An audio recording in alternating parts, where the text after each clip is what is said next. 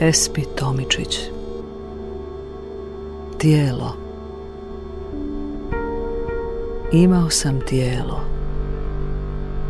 Tijelo prepuno nade. Prepuno čekanja. Tijelo koje čeka. Čeka da nastane.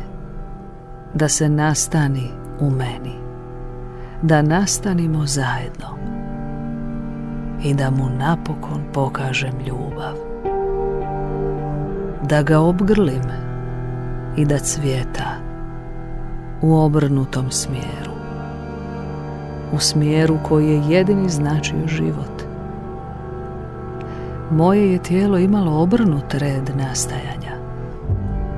Dok su tuđa nestajala, ja sam svoje upoznavao.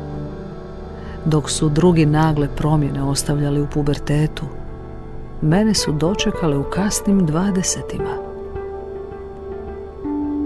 Imao sam tijelo prije ovoga, koje nije bilo moje.